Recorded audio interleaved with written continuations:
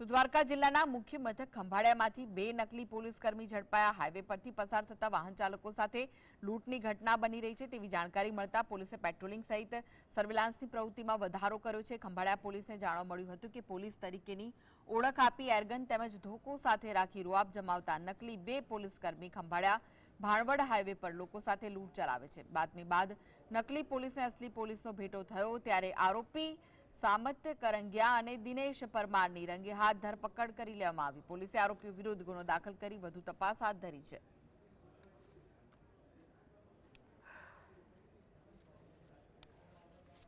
તે અનુસંધાને ગઈકાલે સાંજે 2 વ્યક્તિ સામત ગોવિંદભાઈ કરંગિયા તેમજ દિનેશ મેઘાભાઈ પરમાર પોલીસ કર્મચારીનો સ્વાંગ રચી નકલી પિસ્તોલ એરગન લગાવી અને પોલીસ તરીકે રોપ જમાવી અને આવનારા વાહન ચાલકો પાસે ઉઘરાણા કરતા મળી આવેલ, જેઓ વિરુદ્ધ ખંભાળિયા પોલીસ સ્ટેશનની અંદર નકલી પોલીસ અને બળજબરીપૂર્વક પૈસા પડાવવાના ઉઘરાણા કરવાના ગુનો નોંધી અને કાયદેસરની તપાસ